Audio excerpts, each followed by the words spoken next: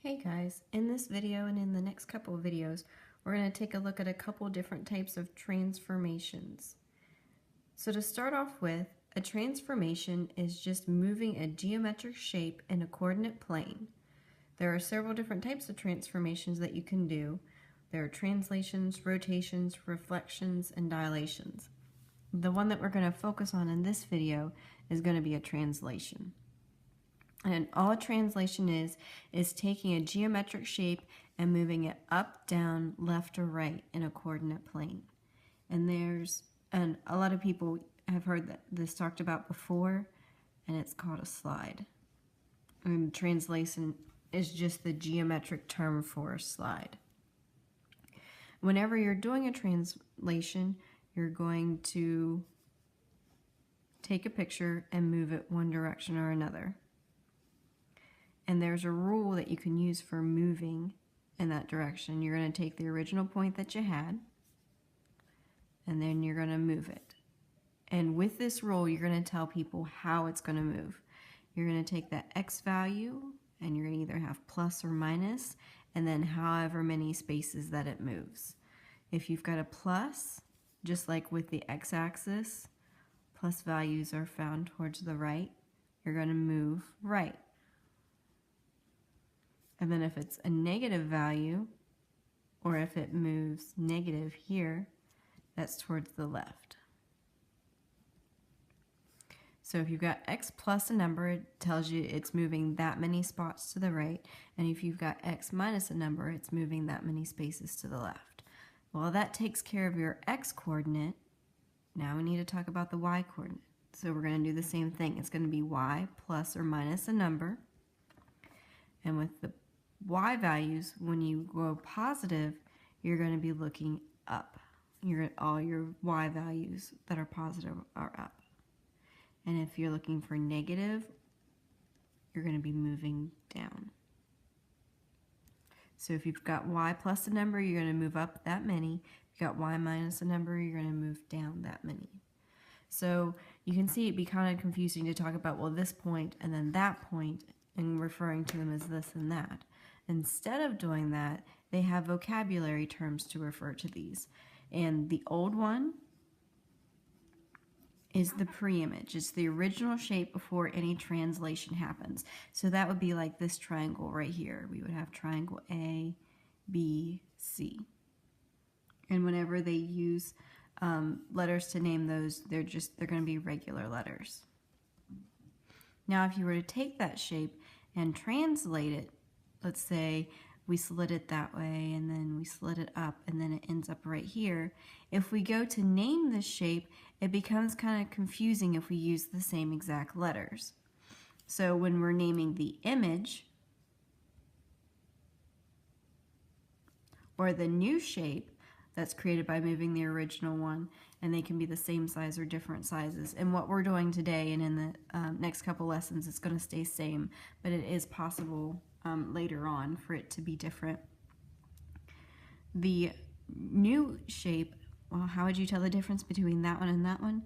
The way they do it is they put these little marks right here that look like apostrophes. And the way that's read is it's read A prime. And then if you were to move it again, well, how would you tell the difference between this one and the new one?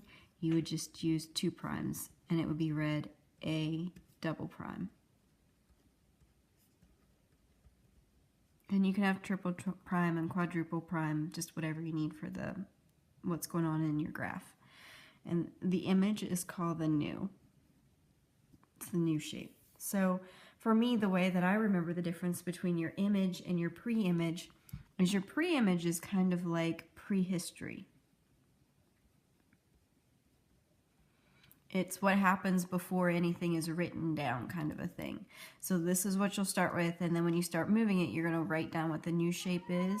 So that makes this one be the pre-image, and this one be the image. And that's how I remember the difference between those two. So now to take a look at a couple examples of things they could ask you to do with these.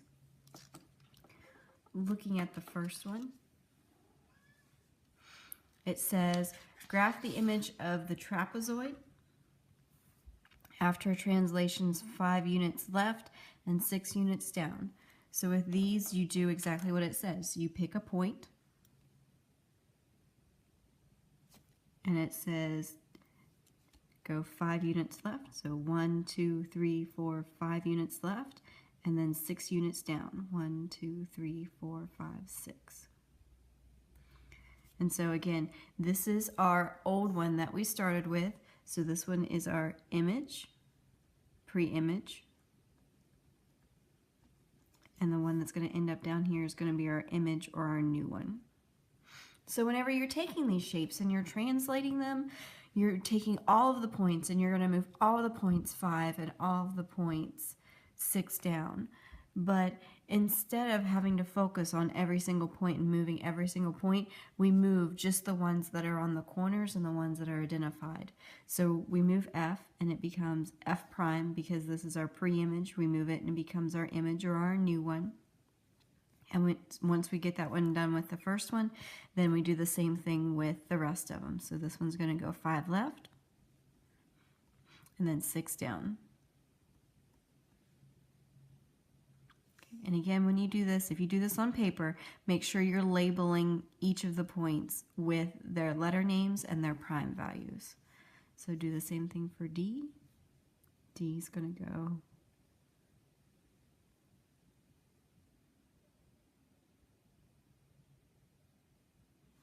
so there's our D prime, and then do the same thing for C.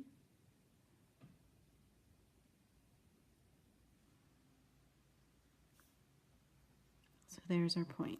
And we just connect all of them together, and that'll give us our image of the original pre-image. Whenever you do these on the computer, make sure if you start with one point, you continue and do the next point, and then the next point after that, and the next point after that. Or if you choose to go counterclockwise, that's fine. Just make sure you do one point after the other. Don't try to do E and then C or D and then F. You'll end up with everything crisscrossed, and it'll get kind of frustrating to fix. So when you start with one, make sure you continue in one direction or the other. Okay. Looking at the next one, they want us to graph the image of triangle STU after translation of 3 units right. You could get some problems where they ask you to only translate something one direction or another. You just take the image, the pre-image that you start with. It says 3 units right, so 1, 2, 3 to the right. T prime, 1, 2, 3 to the right. S prime, and then U prime, 1, 2, 3. And there is a way to kind of try and check your values to see if you have a chance of getting them right.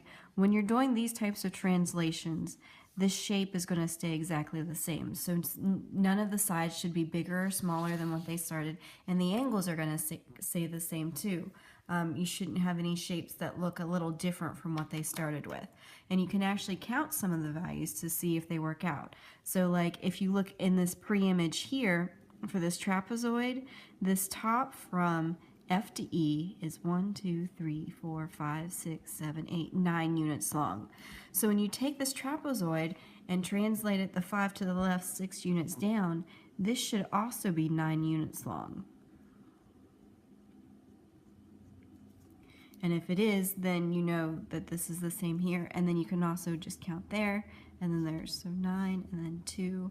It doesn't guarantee that you have it right, but it gets it very, very close, and it'll help you catch mistakes if you make them. Something that you can do if it's not straight horizontal or vertical lines that you're working with, you can also count the slope of the line, the slope of this line. The image line should be the exact same as the slope of the pre-image line. So if I count the slope up 9 over 1, so the slope of this line is 9. Count this one. Up 9 over 1, the slope of this one is 9 as well. So as long as we've moved everything, the correct numbers of values, we know we've got that one right. And it's the same thing with this one. This one's 2, this one's 2, and if we wanted to, we could count the slopes there too. Looking at the next one, these want us to write the coordinates of the vertices. Vertices is just another word for the points, after a translation of 5 units left and 2 units up. So we're going to take that point E, we're going to move it 5 to the left and 2 up. And again, when you write these on paper, make sure you're labeling them with their prime letters. So moving F. So there's our F prime. And just to double check that I moved each of them the right number of spots, if I did, E prime and F prime should be 1, 2, 3, 4 apart. So 1, 2, 3, there's our 4 apart. So we're at least in the ballpark there.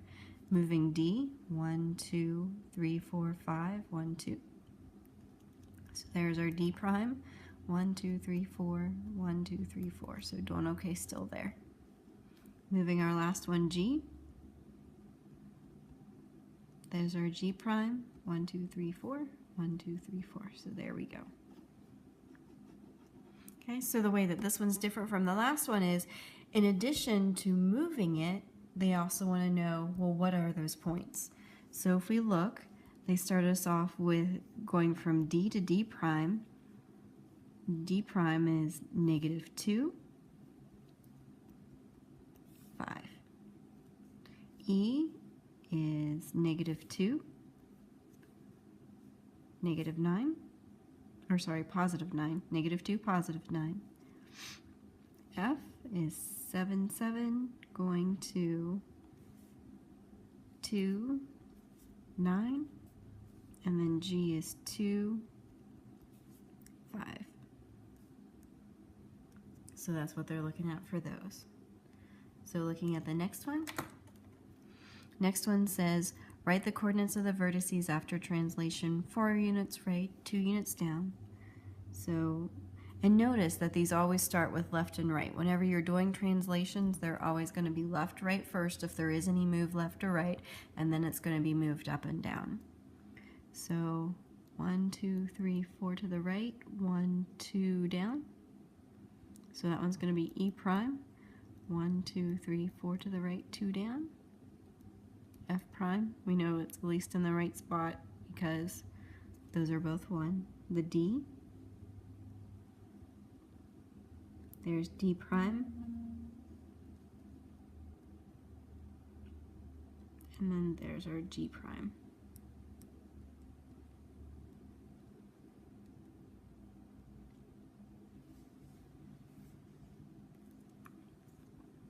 All right, so they want to know the new coordinates for D. So 1, 2, 3, 4, 5, 6, 7. So over 7, 1, 2, 3, 4. 7, 4. And what's -4? What some people will start to notice, well, if you move from here, and this was 3, and you go over 4, 1, 2, 3, 4, won't that just be 7?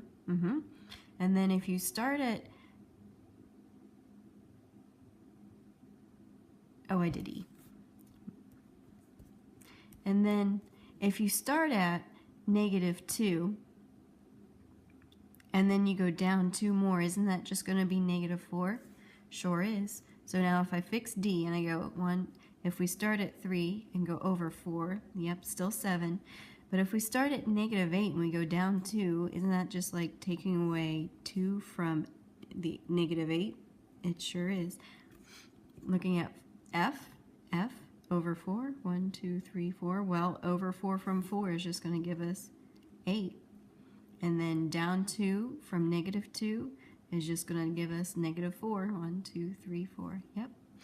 And then G started at 4, and then if we go over 4, that's just going to be 8. And then if we go down 2 from -8, that's going to give us -10. So this is how, once people started noticing those patterns, you can stop relying on the graphs as much for being able to take these and write them, write the new points. You can just be given the rule or given the statement, not need the graph, and be able to find the new points. And that's where writing the rule starts coming in, and that's where right here, wherever I was talking about the translations and worrying about the left and right, up and down, comes into play. Because if you look, this right here is going to be our pre-image that we start with, and this one's going to be our image.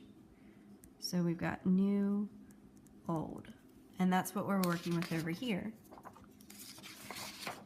In this example, they say triangle G prime, H prime, and I prime. Notice this one's our new one, and remember our geometry word for new one is image, is a translation of triangle GHI. So this one's our old one. And remember, our old is our prehistory or our pre-image. And they want us to write the translation rule. So you notice they've got the original point, and the original point is the pre-image. And this is going to be our image point. And we've got our x here, so we're going to have our x value here. And it's going to be x plus or minus whatever happens, and then the y plus or minus whatever happens. There are some problems where they go ahead and they give you the x plus or minus here and the y plus or minus there, and all you have to do is add in the number. So if the x is not there, you need to add it in. So if we're looking at this one, it says this one, G prime, H prime, I prime, is a translation of triangle GHI. So that makes this one be the pre-image. And you're going to start at your pre-image. And that makes this one the image. And this is where you're going to end up. So when you start counting, you're going to pick one of the points. You can double check them with the other points, that's fine. But you're going to pick at least one of the points and count how to get to the other one. So if I'm starting at I, whenever you do these, remember your options are left and right first because we're looking along the x-axis. So to get closer to I would have to go over all the way to that point right there. And we move towards the right. And whenever you move the right direction, remember these conversations that we had right here, whenever you're moving to the right for your x values or your x-axis, that's going to have a positive value. So move right, how many? Well, let's count. 1, 2, 3, 4, 5, 6, 7, 8, 9, 10. So we're moving to the right 10. And then we're moving up. And make sure you go all the way to I. Don't stop at G. People do that sometimes and make that mistake. Make sure you go all the way up to the new or the image value that you started with. So, and again, looking at those rules, we're going up. So up is going to be positive. So we're going to have y plus y plus 12. So going from our pre-image to our image, we're going to have x plus 10, y plus 12. So if you get anything that says write the rule, that's what they're looking for. Looking at the next one, we've got triangle R prime, S prime, T prime, and it's a translation of triangle RST. This one's our old one because it doesn't have any of the primes with it, so this one's the old, this one's the new, and if we're using our vocabulary, old is the pre-image, the new is the image. So if we're looking and matching that information up here, the one without the primes is the pre-image. So it's the new one, and it's the one where we start. And this is some of why it's so important to tell the difference between the one without the primes and the one with the primes. Without the primes is where you start. The one with the primes is where you end, and it's called our image. So you pick any point. I'm going to pick point T. So given that original pre-image,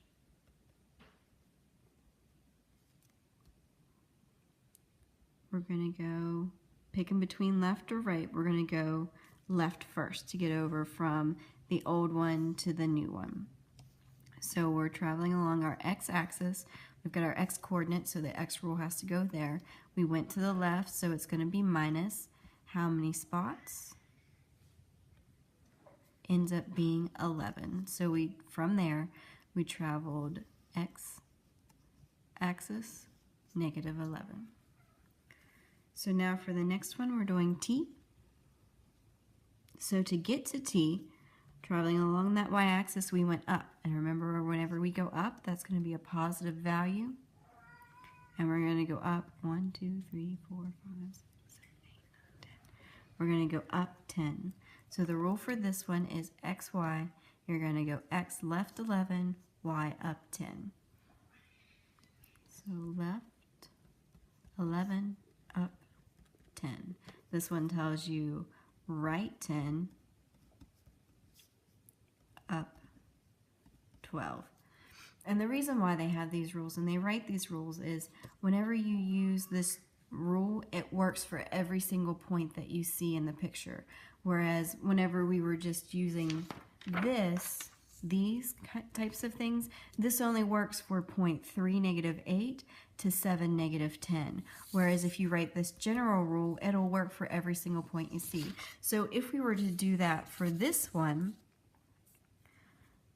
if we've got our original xy point, how does every x change? Well, from 3 to 7, what did they have to either add or subtract from or to 3 to get 7? Well, 3 plus 4 will give us 7. And if we've done this correctly, it'll work for every single x value we see. So 3 plus 4, is it really 7? Yep. 4 plus 4 is 8, matches. 4 plus 4 is 8, that matches. So this is our rule for our x values. We can do the same thing for the y. Looking at the y, we start at negative 8, and we add or subtract something to get negative 10. Well, from negative 8, if we subtract 2, that's going to give us negative 10. So double check if this works. Our negative 2 would be right here. Negative 2 minus 2 should give us negative 4, and that matches, so we're doing okay. Same there, and then we try negative 8 minus 2 is negative 10, so we know it's working. And if we double check it, like here I said this is how we're moving. If we double check, it's positive, so that means right 4. And if we go back and compare that to what they told us in the original description, that's exactly what they told us to do. This one says go down 2, and in the original description it said down 2. So let's try it with this one here. So this one is our original XY points, or our pre-image points. How do they change? Well, X, we're going to either add or subtract a number. Here we started at 3, and then 3 plus or minus something will give us negative 2. 3 minus 5 will give us negative 2. So the 3 would be substituted or going in right there. 3 minus 5 is negative 2. And if we've done it right, it'll work for all of it. 3 minus 5 still negative 2. 7 minus 5 is 2. 7 minus 5 is 2. And it also matches the description we have up there. 5 units left. In that rule that I gave you, x minus is going to be moved left how many spots? 5, and that's the number we got there. So y is going to be, well, we go from 3 to 5. So in order to get from 3 to 5, either adding or subtracting a number, 3 plus 2 is 5. And if this is right, then we can do 7 plus 2, 9. 7 plus 2 is 9. And then one more time, 3 plus 2 is 5. And that plus 2 means up 2, and that matches what we have up there. So this is just, I'm just using this as extra examples and a way to show double checking here for what's going on. So you could get problems like this one where they ask you to write a rule for this one. And I think people get confused because it's only one translation happening, one direction happening. So they think they can't write a rule. You still can. You just tell people exactly what happened. You take those original points that you're working with, the pre-image, or the XY, you move it.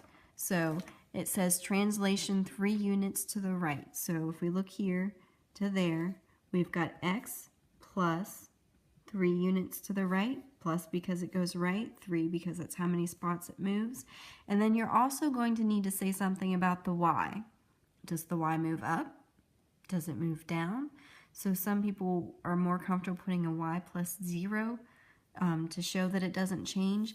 But the simplified answer for this one is going to be xy goes to x plus 3, comma, y. You've got to put the y in there to tell people that it doesn't change. A mistake people will make a lot is they'll just do the x plus 3 and leave it at that. The y value doesn't disappear, it stays the same.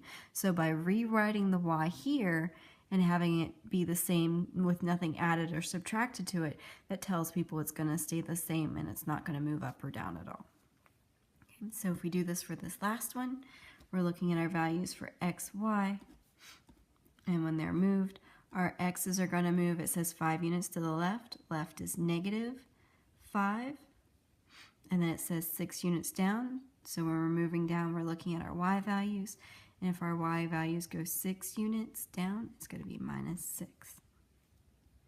So there's you some examples of how, just given shapes, how to translate them. And if given a shape and asked to translate and write the points, how to do that. And then if given a picture and asked to write a rule, how you do that with a picture. And then over here I also showed you how to write rules given just points, and then how to write the rule given just the picture. Probably the thing that I see get used the most is using the points to write a rule, using a picture to write a rule. Okay? If you have any questions, be sure to write them down and ask me when you get to class.